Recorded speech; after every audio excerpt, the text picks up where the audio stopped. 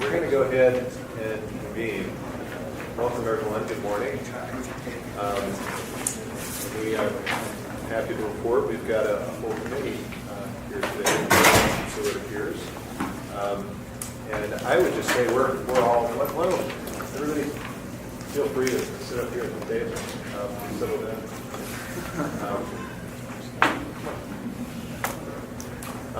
So there we go. We got plenty of room.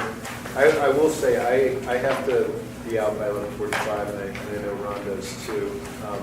I think we should be able to get through it. If we don't, rather than kind of cramming through the agenda, I'd ask Mary if she can just wrap things up if we can go past 11:45, and hopefully we'll get done by then. Hopefully everybody has a copy of the agenda.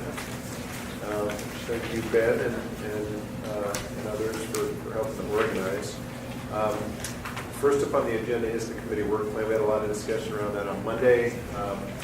And subsequent to that, Ben did a lot of work to try to shape up a work plan for this committee. So I'm going to turn it right over to Ben, and Ben, if you don't mind just walking us through that. Yeah, sure. I don't know if it's a lot of work, but I attempted to bring into one place the thoughts that the chair and the governor have shared about the purpose of this committee in the short term and a schedule for getting us there. So this is focused on the work of this committee between now and the December 11th OEIB meeting. The short-term objective is for the committee to bring to OEIB a recommendation for the general structure and content of a legislative proposal to organize the state's boards and commissions for education, clarifying roles, responsibilities, and relationships of each other and to executive officers. I've reiterated the principles here that OEIB adopted back in January. You see the kind of highlights of our October 29th meeting, which was primarily focused on higher education and responses to the chair's letter asking the State Board of Higher Ed and Community College Association to describe what should be the non-investment functions of the state. We'll hear from OSA, the Oregon Student Association. I think their principal focus on higher ed. So it's a little bit of a follow-up to that today, or continuation of the earlier meeting today from OSA. We'll turn today to hearing from OSBA, COSA, and OEA, who were asked the same question about their work in primarily K-12 education. We'll spend some time today, assuming we have it, talking about some of the thinking that's been done by the OEIB and others about the distinction between the role of the state and the role of local boards and local education entities. And so I'll have a proposal. I know that sounds a little too formal, but at least put forward for some discussion ideas about how we might really try to land on some language around the distinctive roles that the state has versus local entities. Then I've proposed, but we've not yet scheduled, 2 additional subcommittee meetings between now and December 11th. And we'll propose that at the next, that the chair bring a straw man proposal for a new organization of the state's boards and commissions, and that the focus then in the 3rd and 4th subcommittees, committee meetings, be on that and responses to that. So that's what we've got. Obviously, this will be modified and developed as we move forward, and I think now would be a great time for committee members have input into other pieces that they'd like to see here in this very short-term work. And then, of course, there's the longer-term agenda of this committee, which will outlive December 11th, but that's where we're focused now. Where I'm focused now. Yeah, I might just make a comment here. This is a somewhat unconventional approach in that in the next subcommittee meeting, we are actually transitioning to a straw man proposal that I will put forward. That is the logic being the Monday meeting, this meeting, data gathering, and so forth. Ben is going to present an itemization of functions. Again, with the logic being form to follow function. And then the question is, how do we most efficiently get to a forum discussion? And having given that some thought, and then particularly in light of the very short timeline that we're operating under, reason that it would be best just to stick my neck out, try to put something out on paper that we can all react to and respond to. If we had a longer timeline, I think it would be a much, more typical process where, we would all get up on a whiteboard together or something along those lines. Given that the compressed timeline, for sake of efficiency, I'll take my lumps and put something out there for folks to respond to. And I'll certainly be consulting folks along the way. So, any reaction to that? I see heads nodding. Great idea. Okay. So just a couple thoughts. My assumption is that the straw man, which thank you for you wanted to put something forward, that it would follow the general principles that were adopted by at least the guiding principles that it would fit within that, or you? Certainly. Hopefully I'll be as faithful as I know to be. One thing I should add is I think part of the advantage of having me in the chair's seat is that by virtue of the other committees, other work that I do with higher ed and so forth, I do have the benefit of a lot of other work that's been done, including the legislative committee and so forth. So I'll try to bring all of that to bear, certainly faithful to the principles, and in doing so, hopefully this can be a bit of a clearinghouse for a lot of work that's been underway across the state. And then the other, this is more of a housekeeping item just for maybe staff. Given the accelerated schedule and the sort of really substantive work that's going to happen at the next two meetings, can we have an early discussion about when those can be scheduled so that all the committee members can coordinate their schedules to be there? That's a good idea.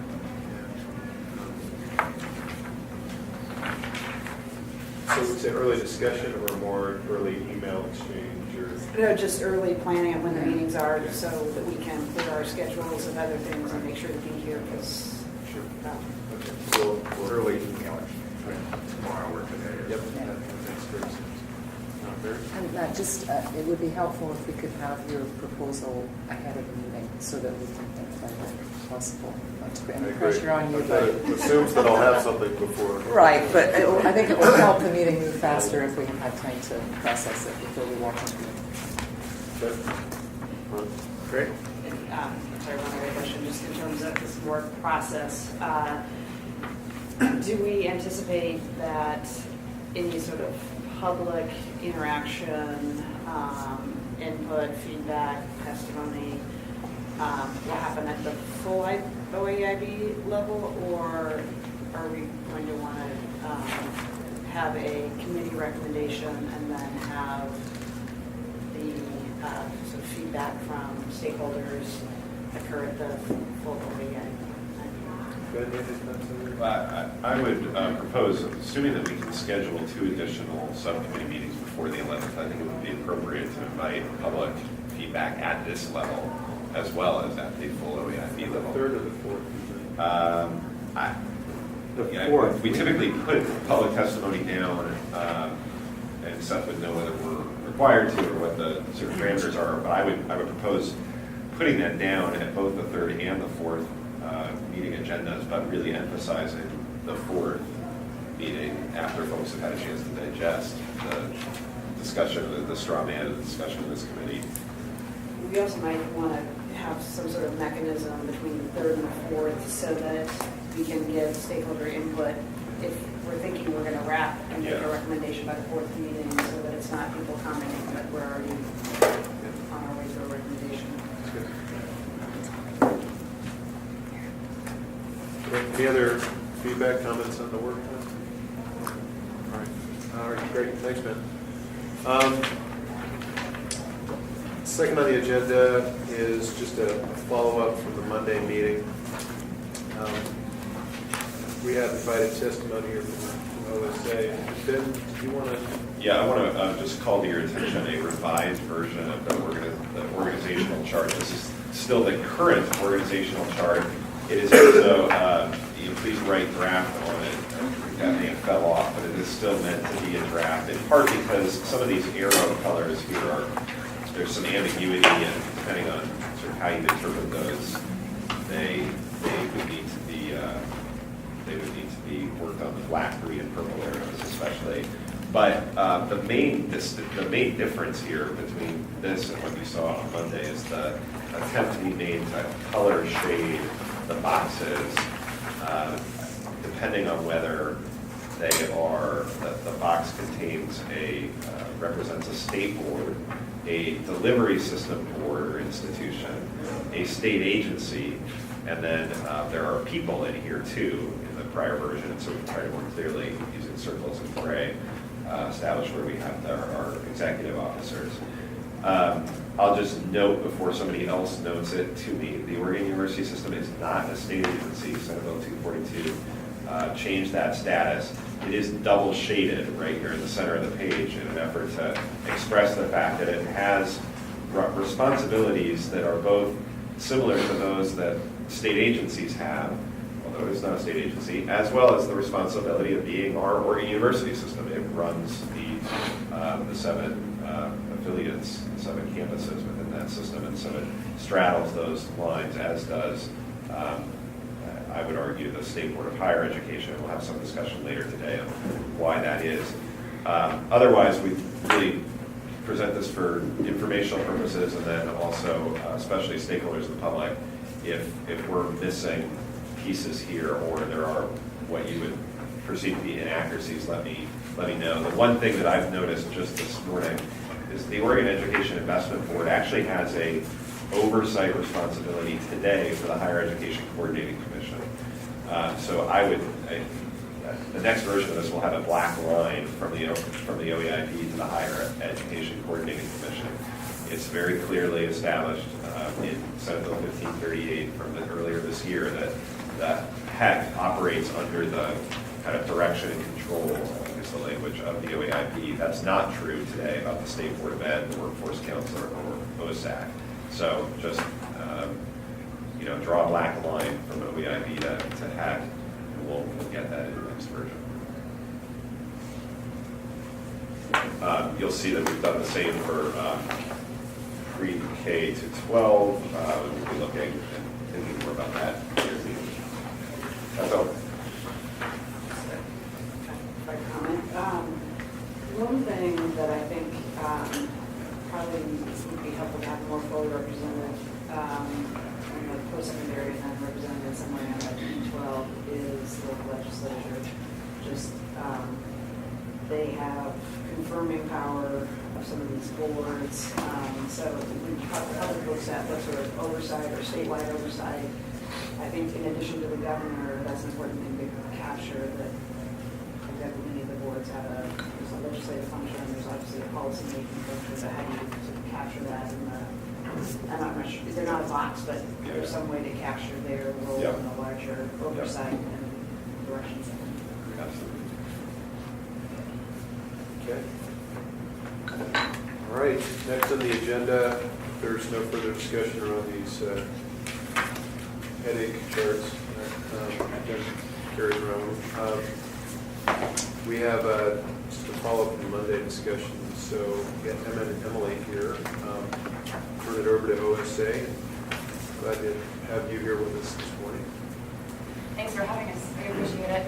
It's good to see all of you. My name is Emily McLean. I'm the Executive Director of the Oregon Student Association. I'm here with Emily Calloway, our Legislative Director, and we really appreciate the opportunity to speak with you this morning.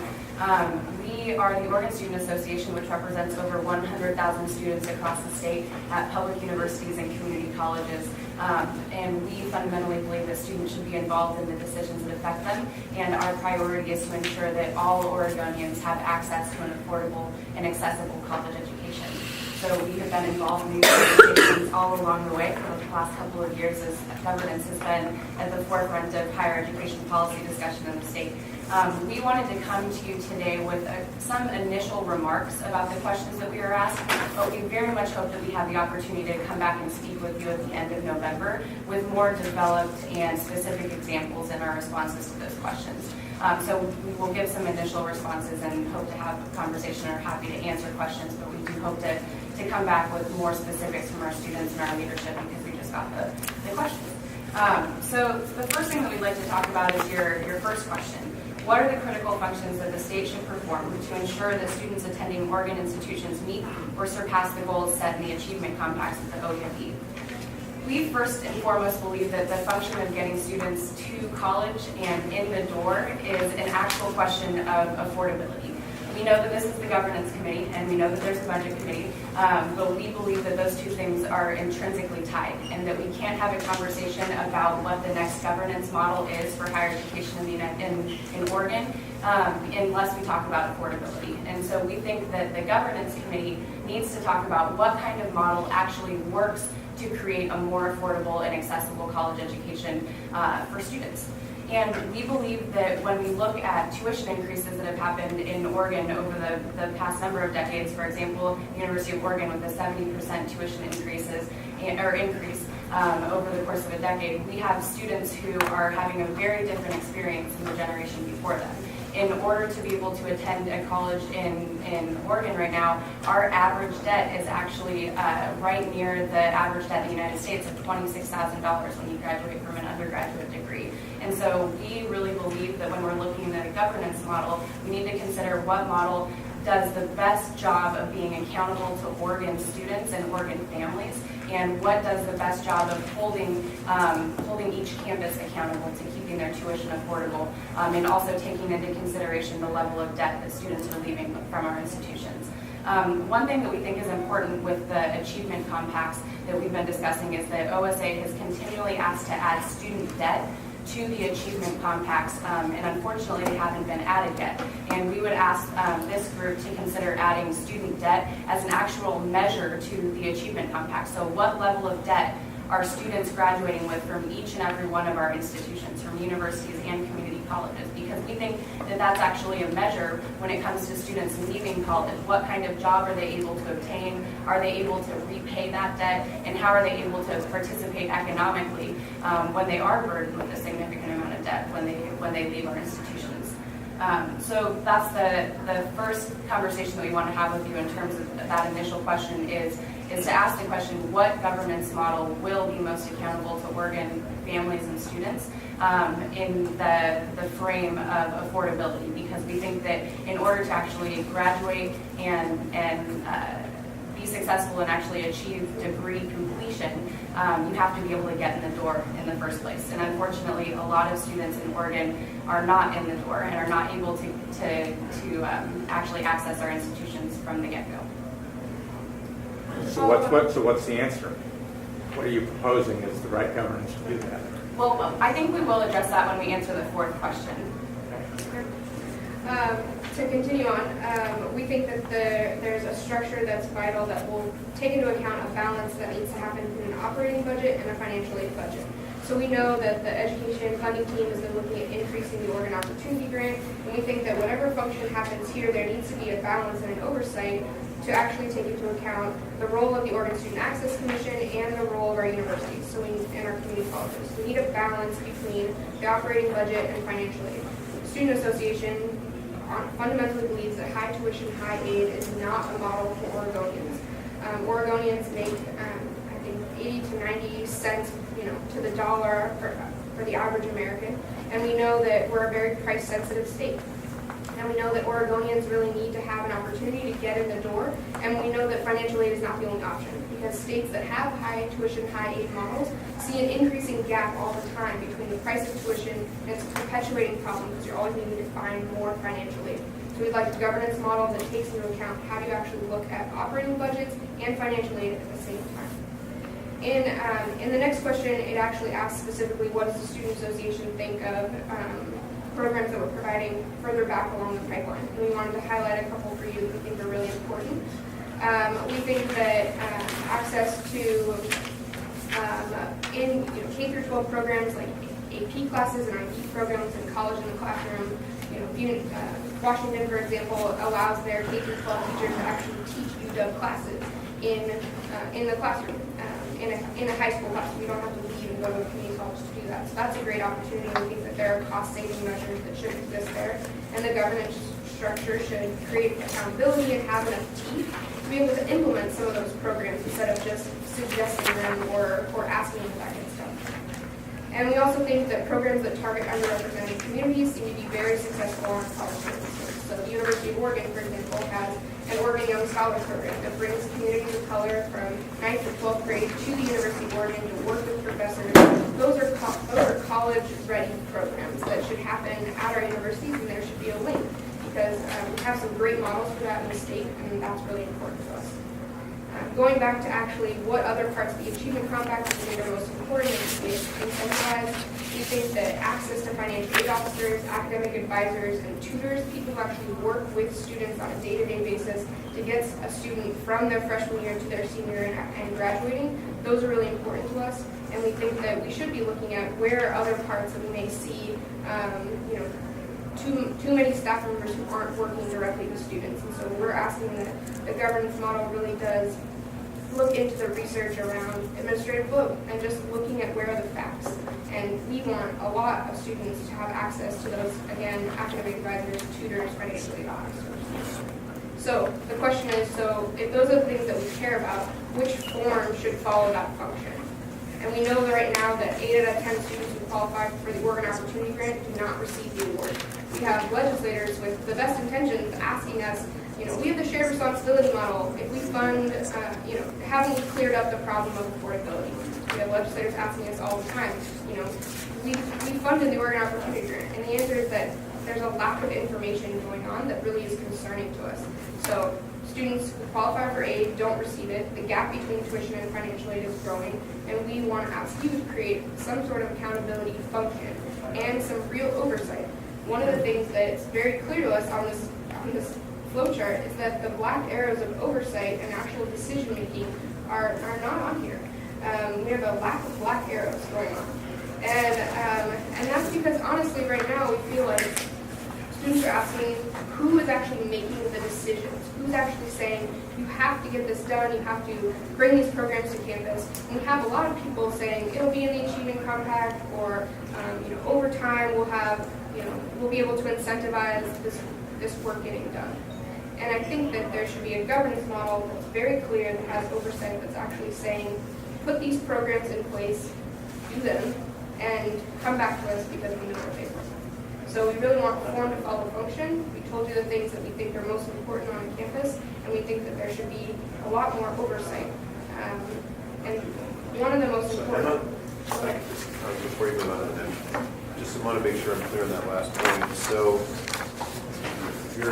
you're envisioning for the state to have a pretty prominent role in defining the programs that are being implemented at the campus level. So there's kind of a top-down approach and a bottom-up approach, and the tight loose is typically thinking about the innovation happening more locally, and the students and the faculty and the administrators really bubbling that up from the campus level.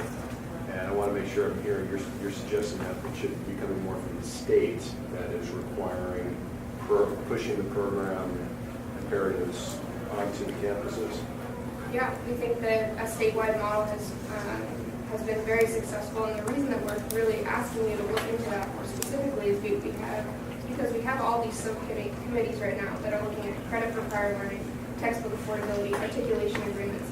So not necessarily the nitty-gritty of what's going on campus, but those big picture of where are the best practices. And the question that we're getting from students all the time is, okay, we have textbook affordability, we have great best practices that are being developed by these subcommittees, and who's actually asking that that's getting implemented on campus? How are we actually taking that work that's happening up top and actually expecting someone to get it done and help students have a more affordable education? I think in addition to that, though, we're also talking about budget priorities and then like the governance standards that are created by whatever the ultimate governance structure is. And when I think about budgeting and prioritizing, even down to the programs that are not getting funded, we're asking that the programs that get somebody to graduation be prioritized, that when we're reviewing budgets and when we're reviewing what each and every campus is actually prioritizing, that there are gaps between what's getting funded that helps me actually graduate from school, which is an advisor, and someone who talks to me about what classes I need to graduate, or a financial aid officer who's advising me on what grant to take or what loan to be wary of. And so those are the direct people that work one-on-one in person with a student. So I don't want to belabor this, I want to hear the rest, but again, there's inputs and outcomes, and the general philosophy here is trying to push more towards outcomes and say, listen, the outcomes we want to see is students graduating, and we can talk about debt levels and what other criteria to attach to that, but certainly output should be degrees, quality degrees, diversity of graduates and so forth. And then let the innovation happen so that if those universities are mandated to do that with the achievement compacts, then they can figure out what's the right support, staffing, and so forth, and address the administrative load at the campus level that achieves those outcomes. I want to make sure I'm right here. Are you suggesting that the state should be a lot more directive than what I just described? Yeah, I think when I'm considering your question in practice on campus, if we really are, and we'll get to this in the fourth question about institutional boards versus the Higher Education Coordinating Commission or OUS or whatever the various layers are, that there are choices that are going to be made about what is the smartest and most direct investment on a budgetary level, and that can happen around a conversation or a table with an institutional board or with a state commission or some sort of state board, and we're saying that we need to have standards set by a check and balance system of a statewide board that's really considering, and what we're saying is prioritize financial aid officers, tutors, advisors, the people who are directly in touch with students that we believe actually does lead to the outcome that you're talking about. So yes, we are saying statewide because it provides a necessary tension and tug of war between when there are budget priorities that might be more internal, and we think that they might prioritize something that doesn't get us to graduation.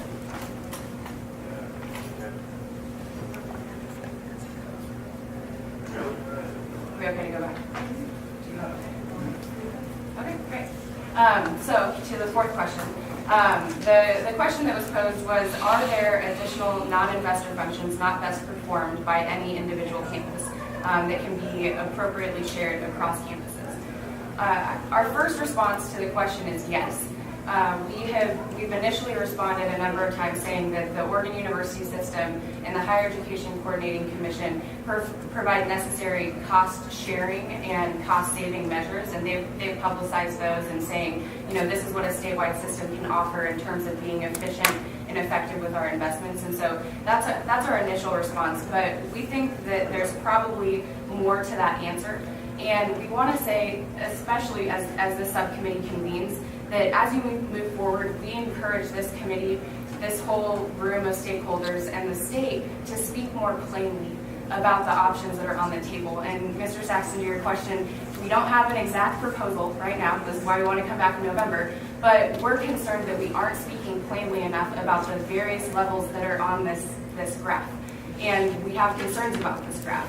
And I want to make a meta statement, which is just that OSA has testified to the OEIB, the Higher Education Coordinating Commission, to the state legislature, Senate, House Education Committees, to 2 special committees over the course of the last couple of years, task forces, or I don't remember each and every name. We've testified to individual campuses who are interested in local boards.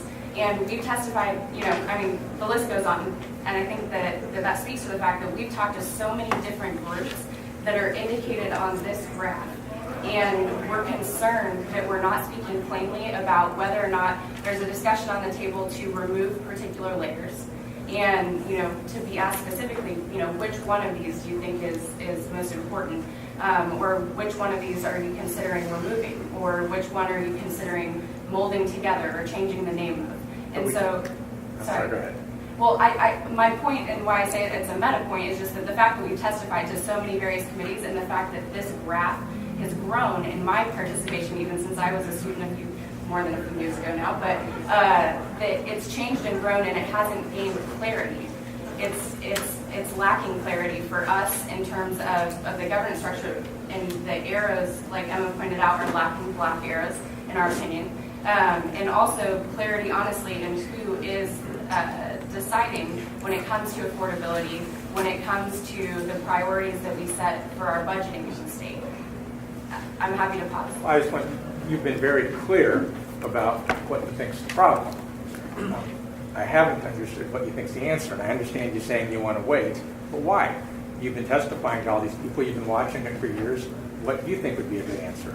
Well, I think we have been clear in our answer in the sense that we have been definitive about a statewide system being the most efficient and effective and accountable to Oregonians. So Tell me what that means. So specifically, when you have different governance structures that are being proposed right now, we think that there's a necessary tug of war between campuses and a statewide board like the State Board of Higher Ed or the Higher Education Coordinating Commission, or what's that?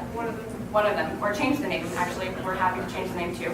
But one of the statewide function is necessary, in our opinion, because it takes a very important check and balance, and it also, like I said, creates a tension when there are decisions being made on campus. So we've been very clear about wanting a statewide system But versus a local. not the status quo system.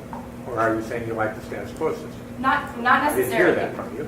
No, we're not saying we like the status quo. So if it's not the status quo system, but it's a statewide system, I'm sorry, I don't mean to be mean, I'm just Oh, no, it's I'm okay. having a hard time understanding what you think should be Well, and to be different. fair, no specific proposals have come out that well, okay. So I guess my point is this. That's your that- opportunity to give us one. Yeah, absolutely. I think that we made a couple interesting points that aren't the status quo, but are a statewide system. So we've encouraged us to talk about financial aid and budgeting and tuition in one place. That doesn't happen right now. We travel to Eugene to the Oregon Student Access Commission and the State Board of Higher Ed when we want to go talk about tuition being set at universities, and we discuss tuition levels at Board of Education meetings or with CCWD for community colleges.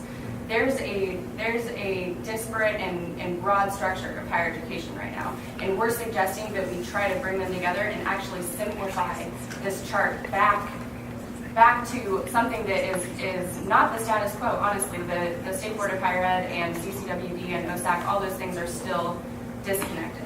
And so we're encouraging some sort of a model and at least initial proposal that brings those conversations together rather than spreading them apart to various decision makers that don't have final decision-making authority. And I guess I'll give a couple examples really quickly if you don't mind.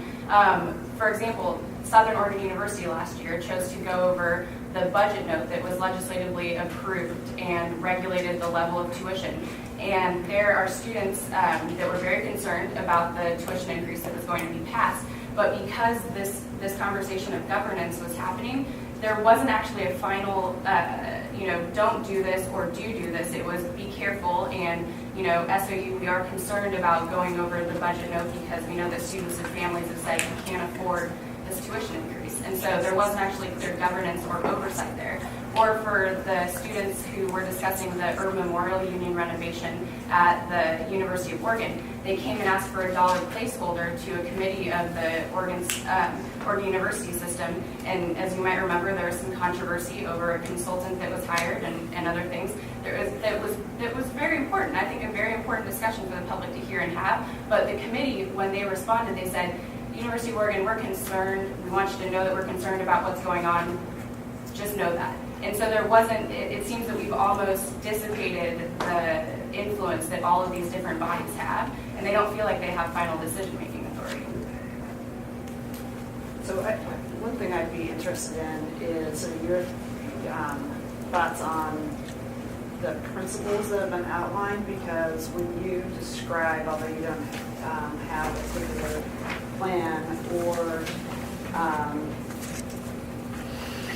if you look at what the principles that we've laid out, would that get at the things that you're interested in that would focus resources more on things that lead to student success, that reduce duplication, increase accountability?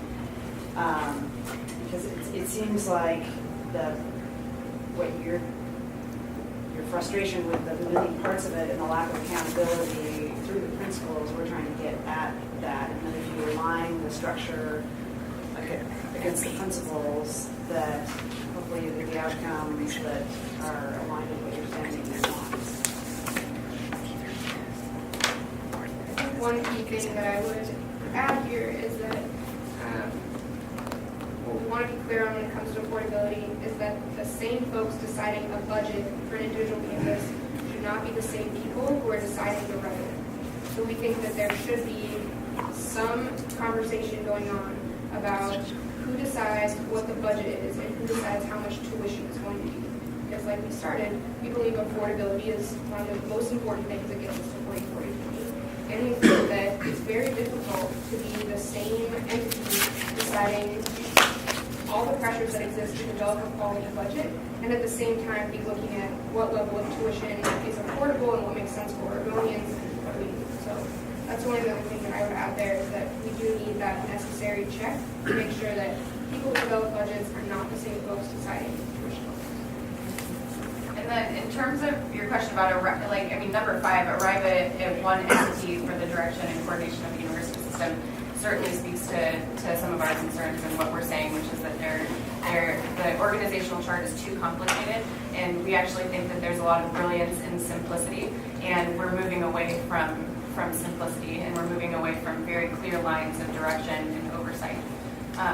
So that's our initial response. And I know that we didn't go line by line and answering every single question, but we do want the opportunity to continue a conversation with you all, and are happy to come back and be more specific along the way. But we really do appreciate the opportunity to speak with you, and we do want to leave you with that idea that governance and affordability are intrinsically tied, and we have to talk about both of them at the same time in this committee and the budget committee. Thank you. Any further questions? Thank you very much. Okay, moving right along. We are now to agenda item 3, which is shifting gears from post-secondary to P12. We have materials and invited testimony. Yeah, I think OEA, COSA, and OSBA would like to present together. Call them up as one. Okay. We have OEA, COSA, and OSBA. Okay, so.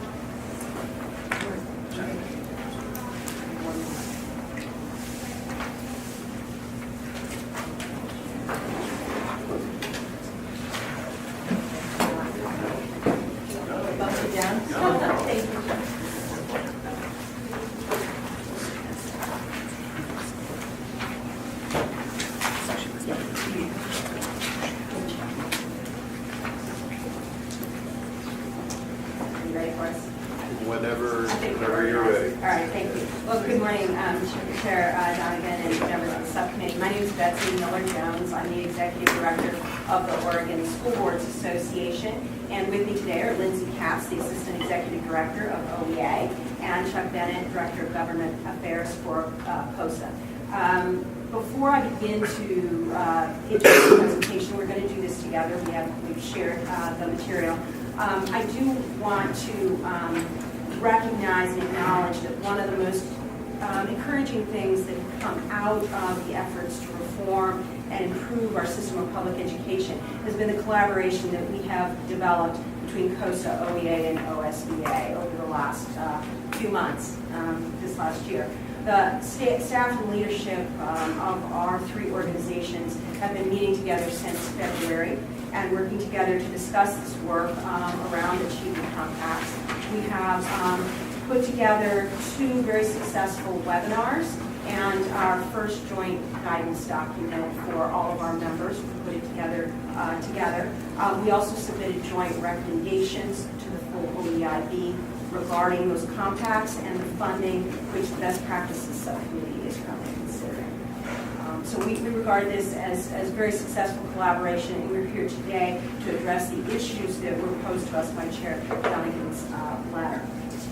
I'm going to discuss governance to start off with. And the governance role as a concept, as we understand it, defines where a system or organization is going and what must be accomplished, not how the organization gets there. This fits very well with the type use model. Governance also includes defining the policies, laws, rules that constrain management in achieving that what or getting to the where. And This is a good model. It works well. We know it works well at the local level when we work with local boards and districts, except when there's disagreement about what's a what and what's a how, or it's not followed and the lines cross between the two. Overall, our organizations agree that K-12 does not suffer from governance shortcomings or structural deficiencies. We support the current system, which includes the Oregon Department of Education providing support, resources to improve student achievement, the State Board of Education guiding policy and helping set education standards, the Oregon Education Investment Board considering new investments in the system and disseminating best practices, and our locally elected school board serving as the voice of the citizenry in shaping local schools to meet the needs and expectations of that community. Locally elected boards serve to translate beliefs and values of their community and turn them into goals and policies and hold their local system accountable for meeting those goals. And we believe this works in our state right now. Can you define works? It is responsive to local community beliefs and values and what they want in translating it. Boards are volunteers, they are not paid, they are local citizens, they're able to bring the voice of the community across to make sure that it shapes the operation of the district.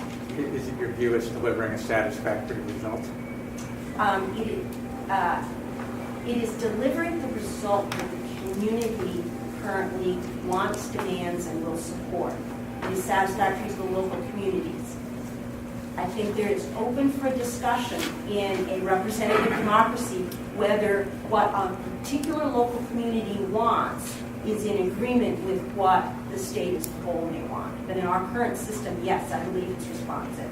The local community has the ability to replace those people on the board and shape and change what's happening in the district.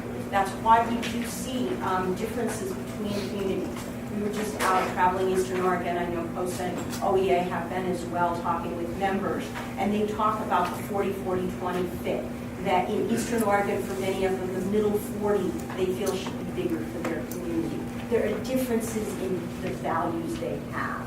And I think our local structure supports the expression of that within the overall framework. Just maybe on a bit of a micro point, it's not that micro, it's something that I'm personally kind of racking my brains over. So we've talked a lot at the OEIB level about the critical stage of 10 through 14. This has been one of the major 2 or 3 themes here. And I would argue that right now our governance structure doesn't really support an emphasis on 10 through 14. So, yeah, any thoughts on, do you agree or disagree with that? And assuming that maybe you at least a little bit agree, do you have any thoughts on how we might better integrate the 10 through 14 silos, if you will, and how our governance structure might address that? We're seeing some excellent models of collaboration between community colleges and K-12 districts. And I would agree that they are not. Hopefully universities. And universities as well, yes. I think that needs to be increased. I don't think it's pervasive across the state. There isn't enough of it, but I think it needs more time and encouragement. So typically governance can be a vehicle to accomplish just that, right? Because what starts off as innovation and somewhat ad hoc and people burning the midnight oil and kind of doing things, outside their job descriptions, if you will, on these collaborations. You see some successes and you say, now we want to scale that. And one of the ways you scale that is through governance. You really build organizations that are really waking up and thinking about that every day. So that's really the basis of my question. Because you look at the Eastern, the Eastern Promise, which I was in the room. I mean, that's exactly how that percolated. Now you say, how do we scale that? And that's one of the objectives I think of this group is to think about how do we scale that and give support to the local communities by creating an effective board governance structure. Well, right now, our board of directors at OSBA is working with members of the OCCA board of directors in promoting those models that are successful. And I would say that is one way that we do work together for our local boards. boards. There certainly is a lot of conversation about it when we're out in the field about what they're doing together with the universities and the community colleges to make that a more seamless transition. There is a lot of concern about that transition and a lot of discussion. And I think the current model promotes that discussion, the goal of 40-40-20 and the discussion around it. And we're seeing actual action and changes based on it. So in that way, I think it's working. Is it as fast as maybe everyone would want? Maybe not, but I do think it's working. So I want to let you get along with this is actually pretty important. This will be reflected somewhere in the chair's straw man I've signed up for here. But as you think about, right now, one could argue that the existing governance supports silos, and what we're trying to do is really force an integration or promote an integration. Is there some change to our governance structure that can really make that more systematic than what is right now a fairly organic process? When you look at the geographical distribution and we talk about governance being through elected boards, it would have to be more directly coordinated. We were in Lakeview and say, which community college do you work with? Well, we work with the one in Bend and we work with the one in Klamath Falls. It's not a direct, you have to go one way or the other. I do have some concern that if you force it, you take away some of that flexibility in terms of directing them who's under who. So I have some concerns there. There's also some geographic issues just in terms of where our universities are located, community colleges. We heard that. And we heard that. Accessibility for some of our, right now I'm on a bent on Eastern Oregon, but for some of them, they don't have the proximity. They don't have the ability to provide the transportation. For others, it's right there and it works well. So I don't think it's just governance, and I don't think you can solve it by saying we're going to create a seamless one board or boards that are directed to work together. I think there's bigger issues there. So I wouldn't be so simplistic. I wouldn't go to a simplistic, it's just the governance piece. Well, it's certainly not just the governance piece. The question is there anything that we can do to promote I'd be very support? careful. I'd be very careful just because the way the models are working in different places, they're working very different ways.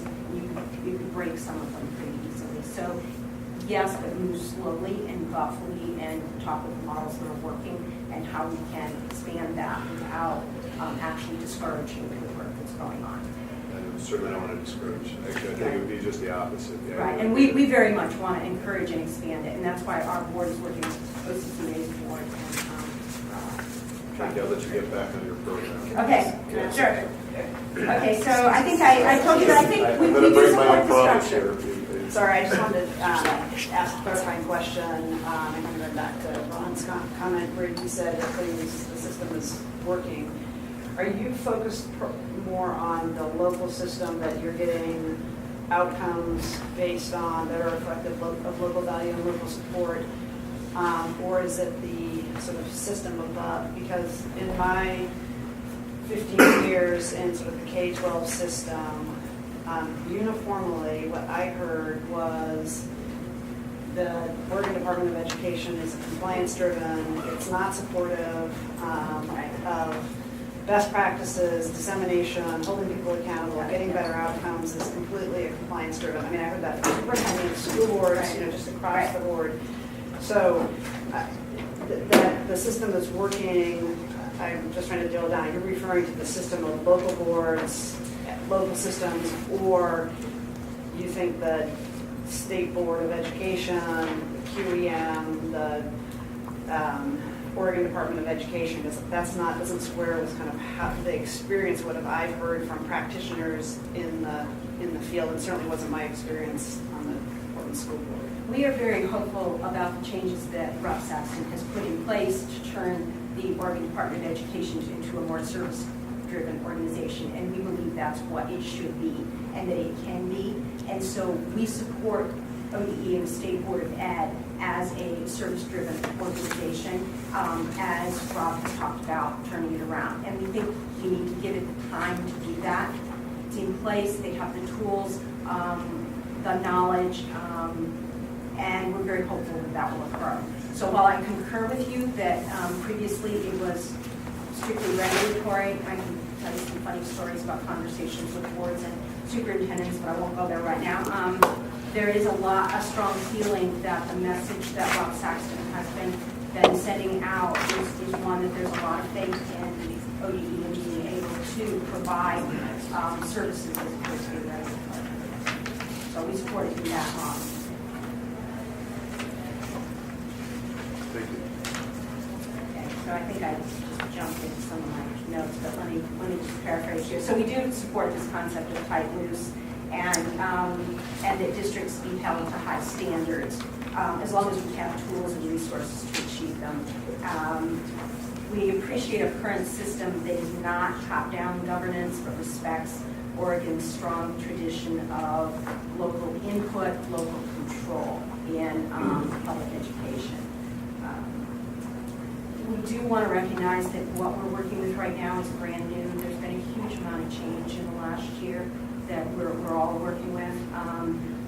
Our organizations do not believe now's the time to make further alterations to the governance structure until we get a grip on what we're dealing with right now that's been changed.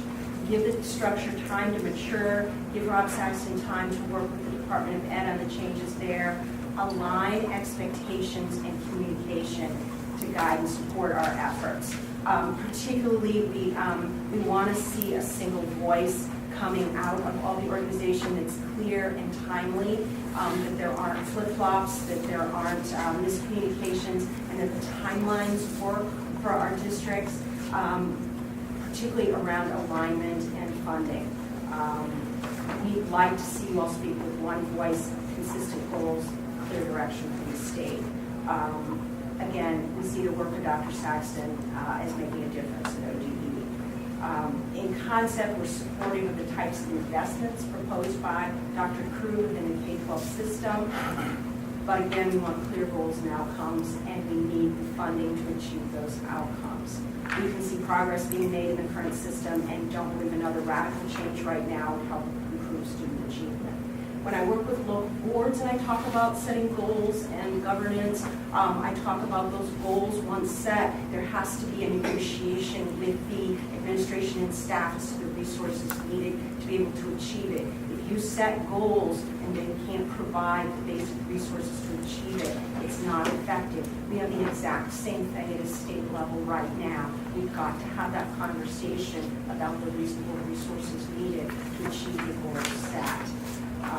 In some, we don't see any major issues with the structural or governance system as it is, but we do see room for improvement around alignment of the system and funding to improve student achievement.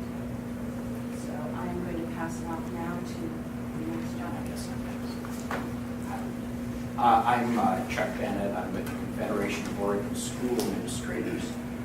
COSA played a substantive role through the Vision and Policy Committee of our organization in developing and passing the legislation that created OEIB. The teacher administrator evaluations and governance changes related to the Department of Education. Since passage, COSA has been an active participant with OEIB and the Chief Education Officer in developing and promoting multiple initiatives, including this kind of discussion. Our organizations, like our members, are committed to improving achievement for all students, and we're increasingly concerned about our ability to do so, let alone meet the 40-40-20 goals the state has set. Given the current state investment in our public schools and the resulting high class sizes and shortened school years and the loss of essential programs and electives. Current state investment does not provide a full school year in many of our districts, which to us is unconscionable, especially when you consider that our school year is one of the shortest in the nation. The current system of funding does not include a base level of funding that provides the kind of time the research says is essential for high achieving schools and for helping all students to succeed. I'm sort of relating this, I hope, to your investment question. We believe that time is needed for a sufficiently long school year, time for the after-school and summer programs and other supports that many of our students need to progress toward their potential, time for the data-based and instruction-centered collaboration among teachers and principals, that is the surest recipe for improving student achievement. Time for training and professional development for teachers and administrators to enhance their knowledge and skills, and time with parents to partner in the success of our children.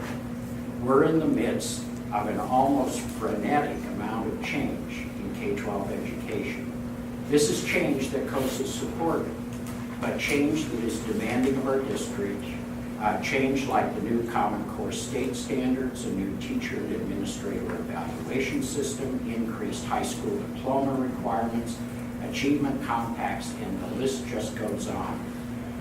If you plan to have this be part of our education policy thrust, you are absolutely going to have to provide the resources. And hopefully any group, with OEIB or anyone else that talks about governance or any other change, we expect a major part of that to be focused on the need for adequate base funding, as well as finding the dollars to make the kind of separate investments that you plan to make. Just on the question of governance, just have to agree with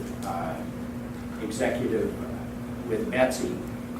And I know what you're talking about, Julia, in terms of response relative to the Department of Education, but let me just take you back 15 years and have you take a look at the budget decisions that were made by the legislature and the governor at the time, which was essentially to strip the Department of Education of virtually its entire service sector, leaving it primarily a federal compliance organization. I don't think it was a decision through governance by the state board or others. It really, again, and I hate to harp on this kind of stuff because it gets a little embarrassing. I know no one likes to hear us rattle the tin can. But the Department of Education was substantially cut and has been substantially cut over the years in terms of the state commitment to a service level at the State Department. And if you're interested in providing service through the Department of Education, you're going to have to fund the Department of Education, not you, the legislature. Say this out, see me up here, so I'm safe in saying it. My comment about the department wasn't a critical comment or how they got there. It was just, I had not heard people saying they're satisfied with the system, so I was just trying to drill down on that particular piece. Yeah, And that's not reasons I have governed, I say, for 30 years. It's in a governance context. It's not a governance problem. And that, I think, is, and again, we supported the governance changes putting, and have over the years, putting the governor and the superintendent of public instruction. We're thrilled Rob Saxton is there, but you can have the governor and Rob Saxton there. If you don't put state funding into it, you're going to continue to be subject to the kind of federal compliance that goes with federal funding. So hopefully one of your investments will be to invest in the State Department of Education and its service side. But changing the deck chairs won't change the location of the iceberg. So. Chair Donegan, members of the committee, Lindsay Capps, I'm the Assistant Executive Director of the Oregon Education Association, and I head the Center for Great Public Schools within our organization that's really focused around a lot of these questions, and that we're engaged around the compacts around educator effectiveness, around school improvement. And so I'm pleased to be joining my colleagues from OSBA and COSA to talk about this work. And I want to, it was stated earlier in the meeting, a statement was made about status quo. And I want to be really clear in our comments to say that we have to recognize the fact that there are efforts underway within our current governance system which are focused on both the progression toward transformation and actual transformation. So let me talk a little bit about that, and I think it speaks to the governance that we're looking to try to promote around this work. And I want to end a little bit talking about the compacts and what's already happening in that work, because we've all had conversations around this, and I think we're seeing some very hopeful things happening on the ground. One of the questions that you all are grappling with is around alignment.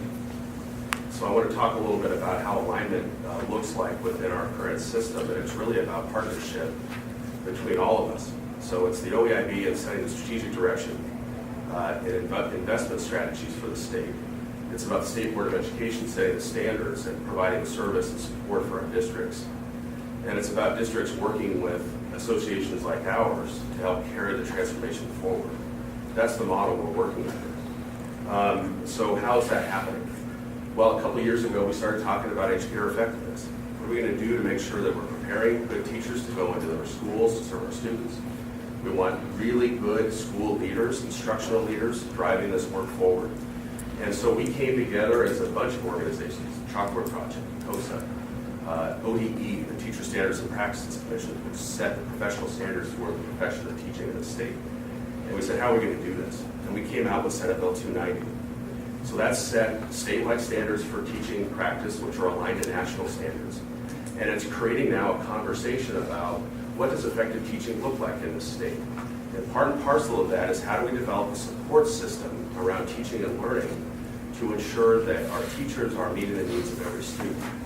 Now we're backing that up as organizations by actually taking the work out into the field. And so we're very proud as OEA to be leading 2 of 14 pilots in the state, one in Beaverton School District, one in the North Platte School District, where we're working with teachers, school leaders, school boards, and having deep conversation about what is it that we need to do around teaching and learning to help our students succeed. So there's an example of alignment to the objectives and vision of the state happening down to the ground. And what we hope to see are new evaluation systems in the coming school year and the year after beginning to take shape and beginning to really broaden the conversation around what it takes for educator effectiveness. Achievement compacts. As Betsy talked about at the beginning, we're working together to provide technical assistance to all of the partners in this work. So with these advisory committees within the K-12 sector, we've got teachers, we have building level administrators, we have superintendents all talking together about what local strategies and practices do we need district-wide at the school level to meet the goals that you all have set forward as the OEIB. So we're on the ground having those conversations, and it's very interesting because, frankly, there was some reticence about here is this new, fangled statewide initiative. Boy, haven't we been through this before. We just went through NCLD a decade ago. But when you start talking with these folks about the work and their students, there's real commitment. And they're thinking through strategies within their own communities, frankly, within their own schools, about how do we get ELL students to benchmark? How do we deal with different subgroups of students that are not making the grade? What are the types of partnerships we need, not only within our district, but thinking perhaps regionally? These are teachers, the folks that most folks think are just sort of closing their classroom door. They're involved in the conversation. So we can work with the Department of Education, with the OEIB, and one another to help drive these conversations. And ultimately, we believe policies and strategies at the district level to get where you all want us to go and where we as a state need to go. Lastly, I want to talk a little bit about the sort of the next step around how we support, as I talked about evaluation, how we support a more robust system of professional learning and professional development for teachers. So you all are talking through a proposal around some sort of regional structure for professional development. And we'd like to engage in that conversation. And again, it's a place where that alignment can happen. So we want to make sure we have the best teachers in our classrooms. So what's the role of COSA and OEA and OSBA in helping move that work forward? And I think we have a structure, both from the OEIB level down to the governance structure at the local level, to help those conversations move forward. So I'm hopeful. I think we're all hopeful about the work we can do together. As Chuck mentioned, resources are a big issue. So we've met with close to 200 teachers around the state from every corner of the state. And what we're hearing about, which Chuck alluded to, is time. We need time. Now, how does the system serve that purpose? And part of that is that it's empowering practitioners and leaders on the ground to work through those issues. So if it's time around professional learning and collaboration opportunities, time to develop a meaningful professional development, that's where districts can have those conversations. But it requires some investment from the state level to say, we know you're going for the goals, we know you're moving for the vision, you've let us know that these are your needs, we're going to help you get there. Class size is another issue. When we talk about individualized student learning, that's where we're hearing teachers saying, we want to do that. That's what we're trained to do. how do we do it? And that's an opportunity for this group and for the OEIB as a larger body to think about the investment strategies around that and other resources just to support our students around school readiness, around their curricular needs. We've been focused under NCLB around math and science and technology, very important goals for our economy. But we also need to be thinking about other parts of the curriculum that students need to really be fully functioning citizens and to be able to pursue their life's goals. So I'll leave it at that, but again, I just want to just strike an important note around the existing governance system and that alignment and how we build upon it. It's not as if the status quo is static. We're working towards something, so how do we continue that conversation and work together to really move some of these initial conversations into broader areas that will get at the needs of our students across the state. Yeah, sure, Doug, and I hear the point around the existing governance and your comfort with that. I do want to ask, when you look at P12, we have a state board of education that adopts the agency request budget, so it works with the Department of Education staff to bring forward to the governor a proposal for how to fund the Department of Education. It adopts policies and rules for K-12 education, and it does those things without any connection formally with the OEIB, which might create some discord or sort of who's on first.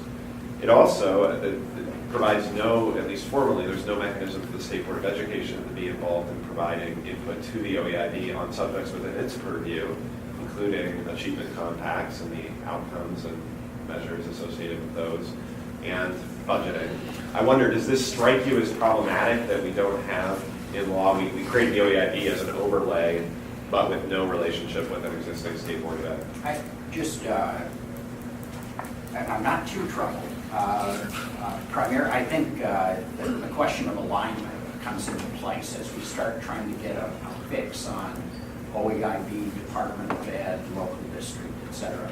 But I do think that the model we arrived at last session with the governor as superintendent and the governor's relationship with the chief education officer and the OEIB really puts the governor in the center of this, and really you and your office really, I think, functioning in a more coordinating fashion in that way. But I have tended to see it as the governor provides that kind of arrangement through his new office.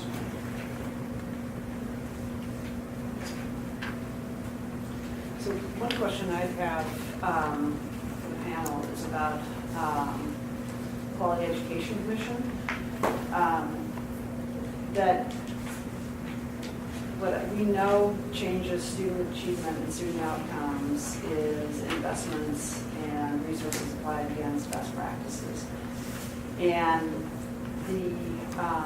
what I found over the years is while they provided useful information regarding the cost of services, there's no actual connection to any day-to-day budgeting. So, for example, if we identified, we think these are the most, the programs and initiatives and places that would have the biggest impact on moving us to 40-40-20, and the QEM had sort of budgeted it out. There's not a mechanism, and at the end of the day, local school boards are making their own decision completely divorced from that prioritization based on sort of local values and what they perceive. So well, I've always viewed their work as it's sort of out there floating around and it doesn't have a useful application other than to say we know what we should be investing in and how much it costs, but it never doesn't necessarily translate into what actually money gets spent on. I think you're hitting on one element that has, just watching, I have a similar feeling about it, watching it from my position in lobbying relative to the legislature. I keep getting that same feeling, except as I've watched them over as the OEIB came into being, they seem to be focusing, I think, attention and appearing to provide a real repository of information for best practices with costing which is a pretty valuable piece of information. They have even produced and I'll just take a leap that I understood what I was told. They have even costed this out to the point that they can tell you a number for this base for the state school fund this year to put us on a target toward 40-40-20. I mean, they hit something like So I'm 6. assuming that all local districts would then spend Would the cooperate. money. And that doesn't happen. I mean, Well, it does and doesn't, and I think a lot of it is that because of the way, and you know the vagaries of state funding and the way the formula works relative to local districts and size of district and all the rest of it. I mean, until you hit a certain size district, sometimes the funding doesn't give you a chance to invest it. You're so busy trying to keep the boiler going with your basic funding, and that's most of them, the vast majority of our districts. That having that information while helpful. The ones we were told were working well. I can't hear it. Okay. so I guess when I look at this, wouldn't it be more useful for those functions that the Quality Education Commission is performing to be married with, say, the State Board of Education, so you're having a marrying up, and they actually have a role in the operational, the budget piece of thing, versus just being out there sort of, I mean, even on the chart, they kind of look like they're just floating sort of in space with they've got good information, but it's not integrated into the operational side of how the overall governance. You do have to worry, though, about where you call tight loose and what you call setting the where versus the how things get done. And I'm not sure I may be misinterpreting, but I start to hear well, we're going to need to tell them how to do it. That I would just be very cautious on. Democracy is messy, but it's a lot better than the results you get. So I've been on the local Dictatorships school board, and it's not a how, effective, but it's efficient. They're not effective. it's if this is the amount of money that we need to implement best practices and we know it, then how does the system prioritize the funding of best practices? And it's a philosophical discussion about whether you let local communities make that decision that they're going to fund best practices or not. But it's I'm making the observation that they don't play a functional role necessarily in driving that into the operations of the K-12 system because they're not connected into any of the decision making. I still believe you have to set those end results, which the achievement compacts do, and then let the local districts figure out how to get there. And it isn't always going to align, but if the information is provided, the data is there, and we present good models of where it's working in other districts, we can make it work so that it's still from the ground up instead of from the top down.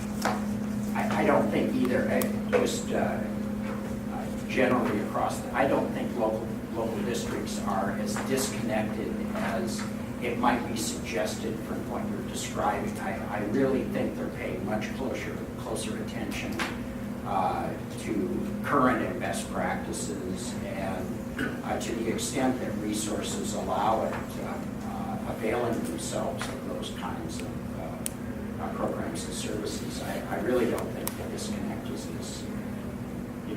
I don't want to leave the impression there's some sort of roadworks out there not following the best No, practices. what I'm saying is I don't see that it's not the local boards, it's the Quality Education Commission having, where it's sitting right now, not in its most effective role floating out there. Oh, absolutely. I couldn't agree. Let me ask, just in the sake of moving along in the agenda, we have a pretty important next item on the agenda that Ben's going to lead. Any final questions or comments for Bill? So I guess one thing, we've had a discussion about the state board. I'm wondering, Mary, if there's anything from a community college standpoint that just structurally that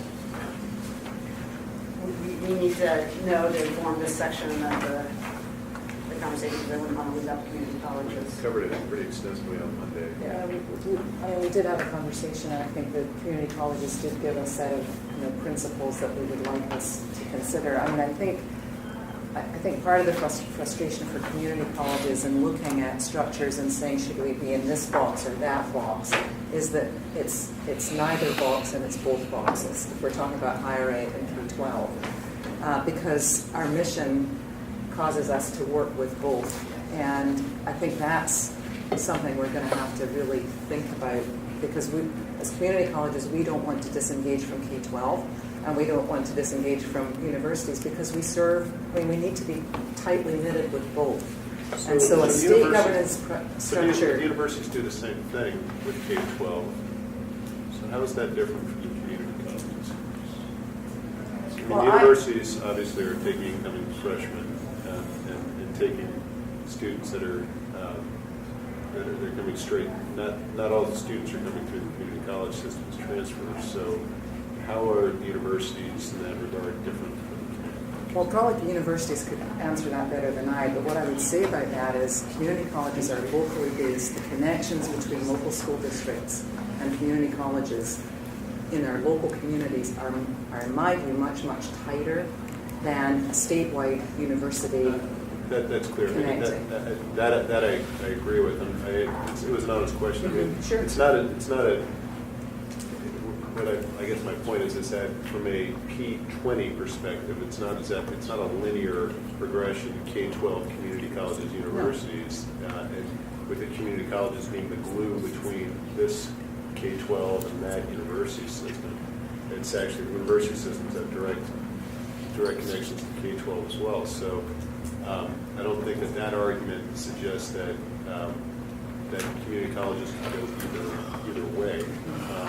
It seems as if there's one post-secondary community that is dealing with the K-12 system.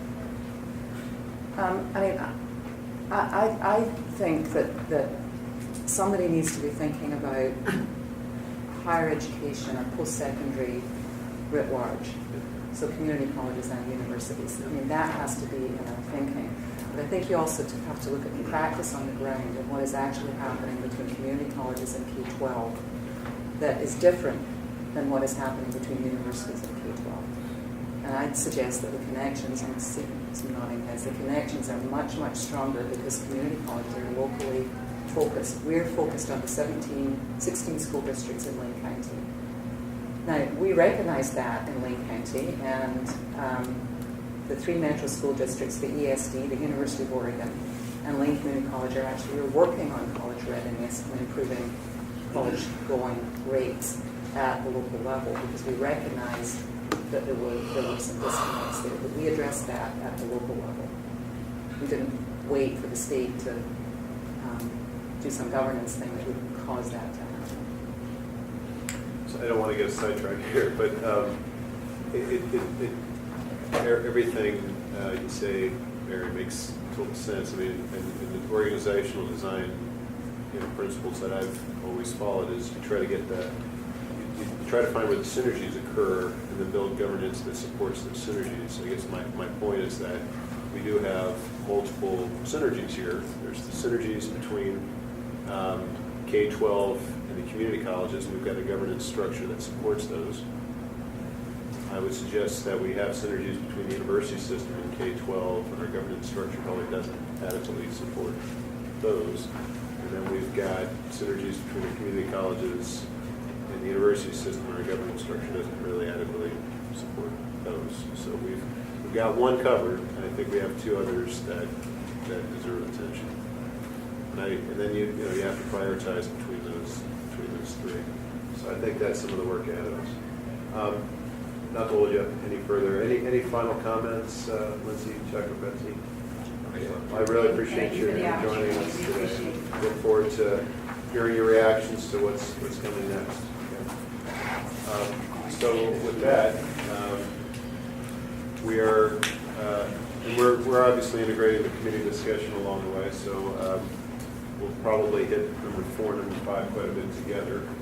I'll turn it over to Ben to start laying out some of the inventory of the functions that we identified. Thank you, Chair Donegan. So I'll turn your attention to two documents. One is titled Some Thoughts on State Structure, and the other is a color back and front that contains somewhat more detail, well, in larger format, a couple of charts that are in the staple document. These documents are mine as really just sort of thought documents. I'm sorry, they're not on a date or a name. They exist have existed until this point nowhere but my office. They're now coming before to help potentially frame some of the work that you're doing, and you certainly have the option of bringing forward any of this as part of your work product to the OEIB. So what I'll attempt to do in the next couple of minutes is to use these documents to, number one, try to distinguish between how we've thought of the role of the state in this work versus the role of local education entities, community colleges, universities, school districts, and learning providers. And number two, describe the core state functions. And I'll say a little more about where the work came from as we go. The context here, and so turning to this document, Six Thoughts on State Structures, is historically, as folks have approached education reform, they typically try from either the federal or state level to dictate school and classroom policies, and understood that that is the way to achieve the goals. And we clearly recognize that the classroom or the lab or the lecture hall is where the difference can be made.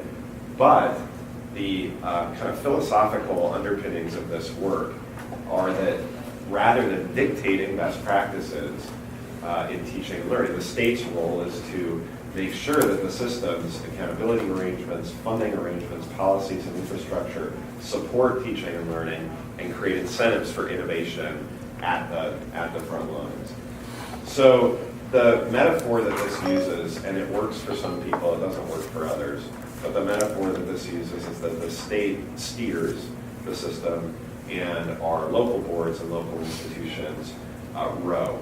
And so steering, rowing kind of metaphor. And the state's primary goal, the state's primary functions are to establish goals, expectations, policies, and funding. That's what we mean by rowing, or steering, excuse me. And the local entity actually delivers the results. It rows by innovating to produce improvement and results. So that's sort of a one metaphor. Obviously, this is all in the vein of tight and loose, which we've talked about a lot. The document goes on to reiterate outcomes that the OEIB has already established in the interest of the state steering function. Obviously, we're in the process of developing a recommended budget that would invest intentionally in these outcomes. And then the chart that's rather small in the staple document and a little bit still hard to read in the color copy describes core functions of the state. So if you have this notion that the state's going to be steering, not rowing, and you have to ask, well, what does the state do? Or what really is involved in steering? And I think a lot of this work, and even before I joined the governor's office, was really focused on investment, the creation of the Oregon Education Investment Board. But it became clear to me, and as I think it was clear to many who were involved in that effort, that investment alone does not describe the full role of the state. That's a pretty spare notion of how the state would promote improvement in the education system. And so we've attempted, based on discussions, including the testimony that we heard earlier in this week, and discussions that have occurred with the OEIB, and the education funding team's work in June and September, attempted to describe some four kind of categories of functions, if you will, that the state has for education. And they're in the purple bars here. The top says is really the investment function. The funding team went on to sort of merge the policy and rules function here into a single category that they would describe as research, policy, and investment. Standards and assessments along the P20 continuum, not the word unified, but aligned at a minimum, P20 standards and assessments along the entire continuum, supporting and intervening to improve results. You see the policies and rules establishing sort of the rules of the road. Great educators supporting the development of really high-quality educators and helping to inform and motivate the public through engaging in two-way communications about the work. So those have been sort of described. This is an attempt to catalog the core functions of the state. What the chart does is point out that there are very important local roles in each of these. And of course, the local responsibilities for education go well beyond these functions that have been called out.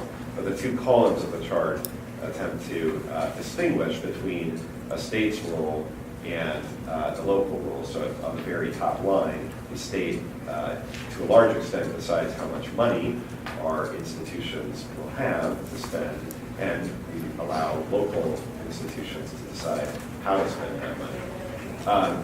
This is I understand, at a very high level of generality, and attempts to apply to the entire P20 system. There is a lot of nuance would be required to sort of tease out this in much more detail.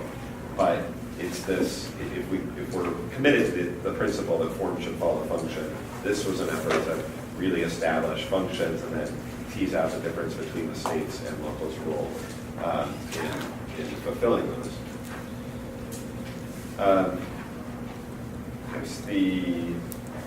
The last thing that I'll say, well, actually, I'll just leave it at that. I mentioned that the funding team came up with a similar list, was sort of working off with some of the same materials and modified this to some extent. I haven't, it's not reflected in the chart that you're looking at, but had a similar notion.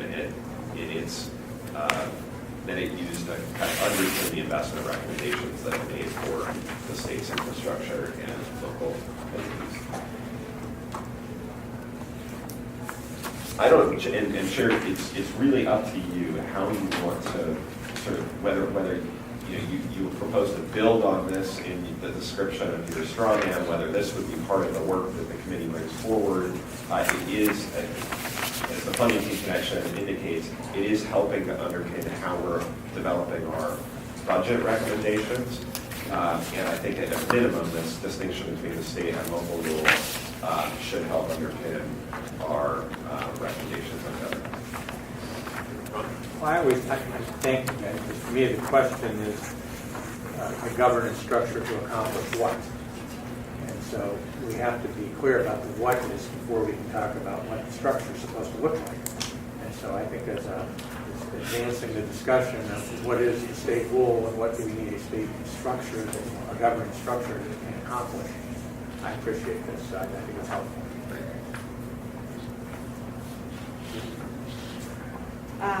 The only comment I would have, I think which is something we're building on arms, is that there's a focus on a decade of vigorous and bold innovation, and I think we just need to be clear, innovation for what purpose, because innovation is the how you get there, but not the outcome.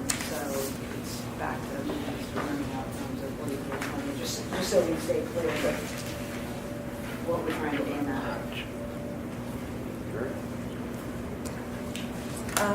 So I agree that the best investment alone can't be the only state role, that there needs to be another state role, but I do think it's a dance between the state and local boards who also have a governing, and particularly in community colleges, a very strong, fairly autonomous governing and policy role. So that the question is how would kind of the steering metaphor and some of the things that are in the purple on this chart, how would it or how would it impact that local governing role? And of course the devil is in the details on that, but I think that question needs to be asked.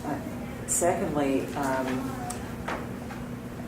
what this doesn't address, and maybe that's because the achievement compacts do, but it's the mutuality of accountability. Right now, the achievement compacts really is a one-way accountability system. It's local districts, community colleges, universities telling the state what we're doing for the state. And there needs to be, it's a compact, so there needs to be some mutual accountability to how is the state going to partner with us? So it is a partnership, it is a compact, and it isn't necessarily addressed here, but if it's true that it's more than investment, financial investment, what does that mutuality look like? And then the third point is around, again, the devil is in the details, it's around directing. How can the state support the local innovation that we're talking about here and make sure that we're not distracting from some really good work that is already going on? And I actually see these distractions impacting some of the work that is going on, at least with community colleges. We're spending hours discussing achievement compacts instead of hours moving the initiatives that we already have to move the needle to 40-40-20. So I think that needs to be considered as well as we consider this kind of the thoughts on state structure. I really appreciate Ben who put this together because I think it helps focus our thinking. But I still think there's this huge issue which maybe we can, when we see Matt's straw proposal, we can kind of really drill down into. We've been clear that we don't want to impact local governance. So it does raise the question of the balance between the state and local. Yeah, if I could just speak to that maybe, Ron, before you take off, because I'm about to take off as well. It seems to me, and I would, Lindsay and Betsy and Chuck, and maybe a way, Chuck, maybe a way we could have actually, made your comments even more, impactful to our work here, would have been to ask for your reaction specifically to this. And the reason being is that, I think a lot of the magic of the, I think a lot of the magic that's intended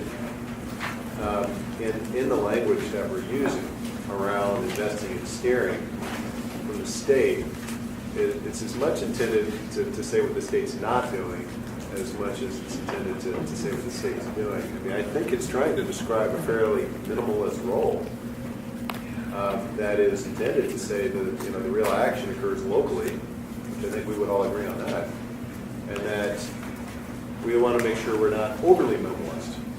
We want to make sure that we're certainly hear about the funding messages, got that loud and clear.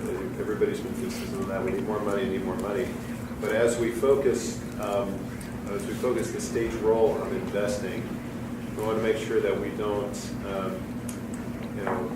we don't overdo it in terms of minimizing what else we're doing. And so this is intended to be an inventory on the state side of saying, how do you respond to this in terms of supporting what's going on out at the local level? If we achieve this, if we perform these functions, perform well, is that enough? Is it too much? How does that feel to you? Can you respond if you'd like to? I think taking the analogy just a little bit. Maybe I would just say, I'd love to hear, I actually have to step You have to out. go out. Okay, I'll be real quick. I think, well, rather than you being real quick, maybe Mary can take it from here, but maybe that would be a constructive kind of post-meeting. We would like to respond to it. We would very much. Would just say, take some time and really spend some time on this and say, if this is what this committee is thinking about in terms of the state's role, how do you react to that? We Okay.